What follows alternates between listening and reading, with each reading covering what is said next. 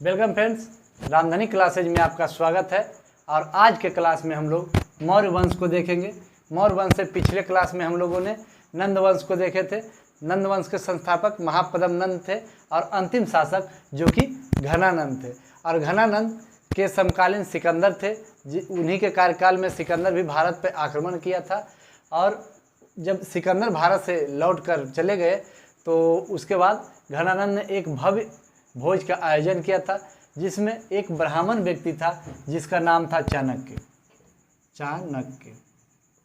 चाणक्य एक ब्राह्मण व्यक्ति थे जिनको निमंत्रण घनानंद के द्वारा नहीं दिया गया था और यह भी उनके भोज में आ गए, और जिसके कारण घनानंद के द्वारा इनको काफ़ी अपमान किया गया। और अपमान के कारण इन्होंने प्रण ले लिए कि आज के बाद जब तक हम घनानंद के साम्राज्य का विनाश नहीं करेंगे, हम भी चैन से बैठने वाले नहीं हैं। उस दिन वह चले गए और ऐसे योग्य व्यक्ति का तलाश करने लगे जिनके अंदर राजा बनने की क्षमता हो। तो उन्होंने एक नाटक में देख रहे थे कि एक व्यक्ति है जिन्होंने राजा का रोल बहुत अच्छा निभा रहे हैं, और उसके बाद उस व्यक्ति से बात किए और उसे लेकर के चले गए और उनको जो है यह ट्रेनिंग देने लगे। और उसका नाम जो है वह चंद्रगुप्त मौर्य है। चंद्रगुप्त मौर्य, उसका नाम क्या है? चंद्रगुप्त मौर्य। और इन्होंने चंद्रगुप्त मौर्य को सारी जो राजा का एक ट्रेनिंग होता है वह सारी ट्रेनिंग इनको देने लगे। और उसके बाद हम लोग देखेंगे कि जब इनको तैयार कर दिए तो घनानंद के साम्राज्य पे, किसके साम्राज्य पे? घनानंद के साम्राज्य पे इन्होंने अटैक करने लगे। तो डायरेक्ट अटैक करते थे घनानंद को, तो घनानंद भी इनको हराते रह गए। और जब घनानंद से हार रहे थे तो इन्होंने जंगल में बैठ के यह सोच रहे थे कि घनानंद को हराया कैसे जाए। उसी समय एक बूढ़ी औरत थी और वह अपने बच्चे को खीर खिला रही थी। जब खीर खिला रही थी तो उस बच्चे ने जब खीर में हाथ डाला तो उस बच्चे का हाथ जल गया। जब जल गया तो वह बच्चे को उस औरत बोल रही थी कि तुम भी क्या चाणक्य हो गया है? तुम भी चाणक्य हो गया है जो मतलब कि बीच में अटैक करता है। जब अगर खीर खाना ही है तो तुम सीधे धीरे धीरे खाओ, साइड से खाओ। साइड से यदि खाएगा तो साइड में ठंडा रहेगा और तुमको हाथ तुम्हारा नहीं जलेगा। अगर तुम बीच में अटैक करेगा, बीच से हाथ में डालेगा तो तुम्हारा हाथ तो जलेगा ही। तो यह बात जब चाणक्य सुने तो चाणक्य के दिमाग में एक बात उभर के आया कि कहीं ना कहीं हम गलत कर रहे हैं। तो वह सोचे कि हम घनानंद से हम डायरेक्ट वार कर रहे हैं और हम अभी उतना उससे नहीं जीत सकते हैं। तो सबसे पहले हम अपना साम्राज्य को मजबूत करेंगे। हम पहले उसके छोटे छोटे क्षेत्र को जीतेंगे, उसके बाद हम घनानंद को हराएंगे। और यही प्रक्रिया करके घनानंद को 322 ईस्वी में उन्हें हरा दिया। और चंद्रगुप्त मौर्य 322 ईसा पूर्व को इन्होंने मगध की गद्दी पर बैठ गए। 322 ईस्वी ईसा पूर्व में चंद्रगुप्त मौर्य मगध की धरती पर, मगध की गद्दी पर बैठ गए। उसके बाद हम लोग चंद्रगुप्त मौर्य के बारे में कुछ डिटेल्स भी जान जाएंगे। चंद्रगुप्त मौर्य के बारे में कुछ हम लोग डिटेल्स भी देखते हैं।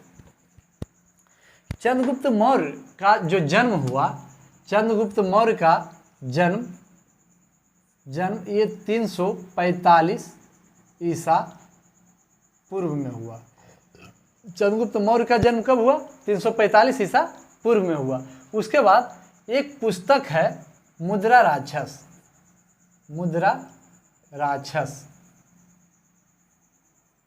उसका लेखक जो है वह विशाख दत्त है। इस पुस्तक में चंद्रगुप्त मौर्य कैसे राजा बने, यह सारी बातों को उसमें लिखा गया है, एक नाटक के रूप में दर्शाया गया है। उसके बाद एक पुस्तक और हम लोग देखेंगे, उस पुस्तक का नाम है इंडिका। इंडिका के लेखक कौन है? मेगास्थनीज। मेगास्थनीज। और ये कहाँ के हैं? यूनान के हैं, यूनान के। तो मगध की राजधानी उस समय कहाँ थी? राजधानी कहाँ थी? तो पाटलिपुत्र, पाटलिपुत्र, जो कि वर्तमान में पटना है। और यह जो कुम्हरार पार्क आप लोग देखते होंगे, कुम्हरार पार्क पटना में, वहीं इसका महल था। चंद्रगुप्त मौर्य का महल कहाँ था? कुम्हरार पार्क पटना। उसके बाद उसमें हम लोग देखेंगे इनका जो महल था वह लकड़ी का बना था। क्या चीज़ का था? लकड़ी का। और वह उस समय इंडिका में मेगास्थनीज ने बोले कि उस समय जो इनका महल था वह विश्व में किसी का महल नहीं था, विश्व में किसी का महल नहीं था जैसा कि चंद्रगुप्त मौर्य का महल था। उसके बाद इनका अन्य नाम जानते हैं हम लोग, अन्य नाम। इनका अन्य नाम जो है सेंड्रोकोटस,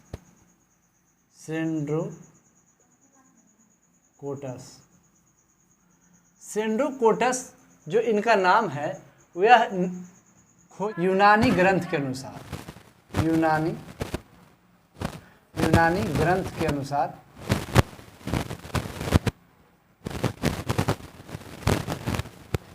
ग्रंथ के अनुसार इनका नाम क्या था? सेंड्रोकोटस। मुद्रा राक्षस में इनको मुद्रा राक्षस जो पुस्तक था जिनके लेखक विशाख दत्त है, उसके अनुसार इनको ब्रिसल कहा गया है। क्या कहा गया? ब्रिसल। ब्रिसल का मतलब होता है निम्न जाति का है। उसके बाद हम लोग बौद्ध और जैन के बारे, बौद्ध एवं जैन ग्रंथ के अनुसार देखेंगे तो यह क्षत्रिय थे। क्या थे? क्षत्रिय। और उसके बाद ब्राह्मण ग्रंथ के अनुसार देखेंगे, ब्राह्मण ग्रंथ के अनुसार तो यह एक शूद्र थे। क्या थे? यह एक शूद्र थे। तो इससे भी क्वेश्चन कभी कभी बीपीएससी के एग्जाम में आते हैं। उसके बाद अब हम लोग देखेंगे कि दक्षिण भारत को विजय करने वाला, दक्षिण भारत को विजय करने वाला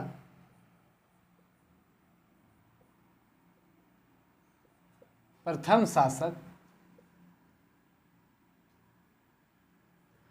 शासक चंद्रगुप्त मौर्य हुए। कौन हुए?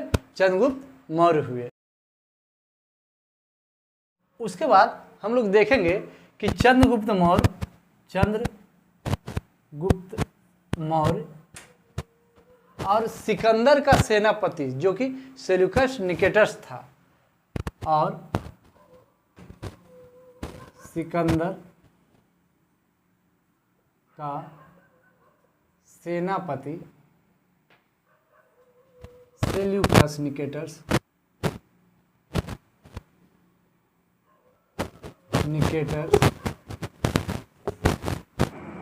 के बीच में एक युद्ध हुआ।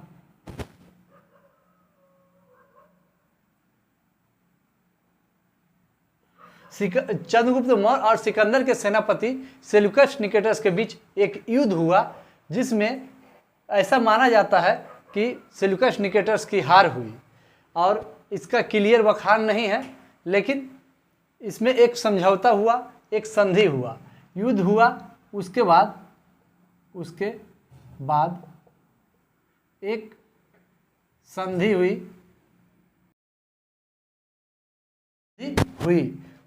हुई। तो उसके बाद जो चंद्रगुप्त मौर्य हैं, चंद्रगुप्त मौर्य के द्वारा क्या क्या दिया गया यह देख लेंगे, और सेल्यूकस निकेटस के द्वारा क्या क्या दिया गया यह भी हम लोग देख लेते हैं। तो सेल्यूकस निकेटस की पुत्री से शादी किया जिसका नाम कार्नेलिया है। चंद्रगुप्त मौर्य के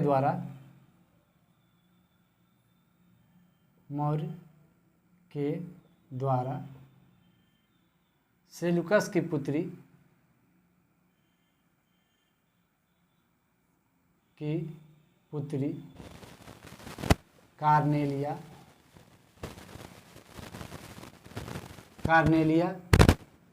से विवाह किया और उपहार के तौर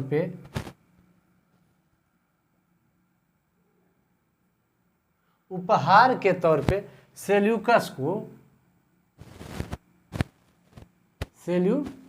को 500 हाथी दिए। सेल्यूकस निकेटर्स को यहाँ से सेल्यूकस निकेटर्स क्या ले गया? 500 हाथी ले गया और सेल्यूकस निकेटर्स की पुत्री से शादी चंद्रगुप्त मौर्य किए और इनको जो इलाका मिला वह कंधार, मकरान, काबुल,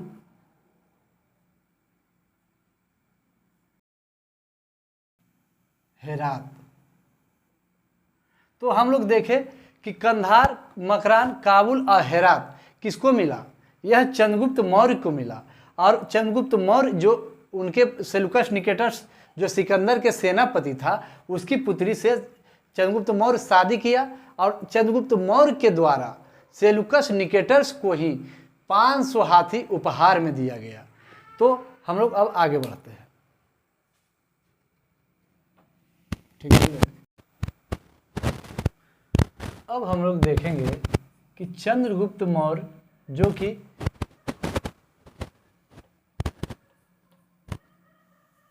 चंद्रगुप्त मौर्य के प्रधानमंत्री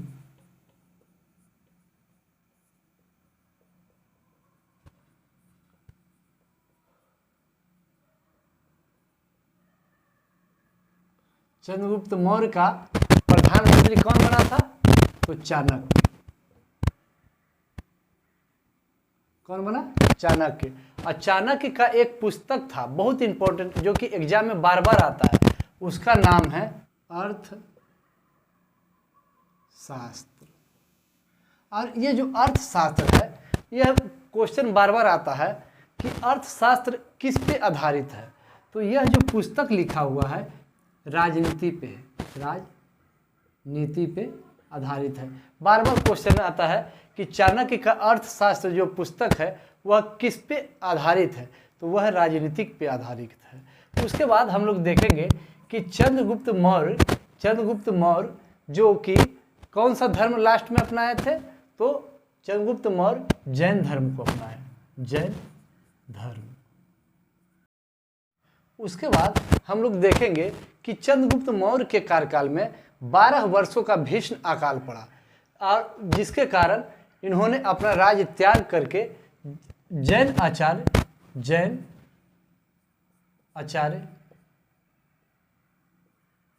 भद्रबाहु के साथ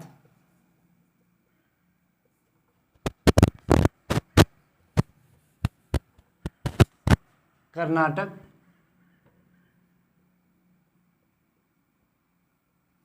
के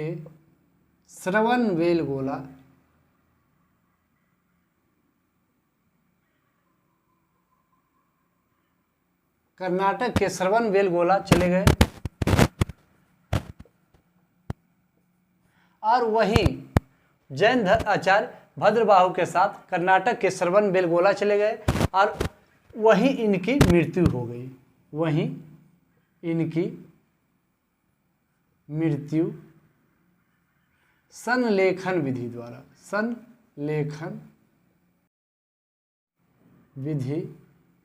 द्वारा हो गया।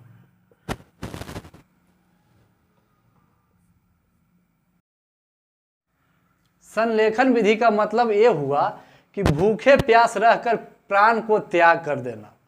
इनको भद्रबाहु जब शिक्षा दे रहे थे जैन धर्म का तो उन्होंने बोले कि आपको सारा चीज मिल गया, अब आपको क्या चाहिए? अब जीवन मरण से मतलब कि मुक्ति ले लीजिए। और इन्होंने जीवन मरण से मृत्यु लेने का प्रण ले लिया और यह इनके साथ कर्नाटक के श्रवणबेलगोला चले गए और वहीं इन्होंने भूखे प्यासे रह करके कर्नाटक में ही इनकी मृत्यु हो गई। और इनकी मृत्यु जो हुई, यह 298 ईसा पूर्व में हुई। कब हुई? 298 ईसा पूर्व में हुई। उसके बाद हम लोग देखेंगे कि मगध में जब 12 वर्षों का भीषण अकाल पड़ा तो भद्रबाहु के साथ कुछ जैन भिक्षु कर्नाटक के श्रवण बेलगोला चले गए और कुछ स्थल भद्र के साथ यहीं रह गए। तो जो यहाँ रह गए स्थल भद्र के साथ,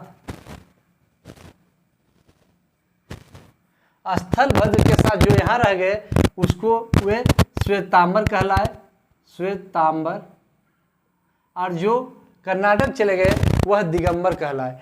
यह श्वेतांबर इसलिए कहलाए क्योंकि यह सफ़ेद वस्त्र धारण करने लगे। और ये जो श्रवण बेलगोला चल गए वह अभी भी नग्न रूप में रहते हैं। बस आज के लिए इतना ही। अगर वीडियो अच्छा लगता है तो लाइक कीजिए और चैनल पे नए हैं तो सब्सक्राइब कीजिए और दोस्तों के पास शेयर जरूर कीजिए।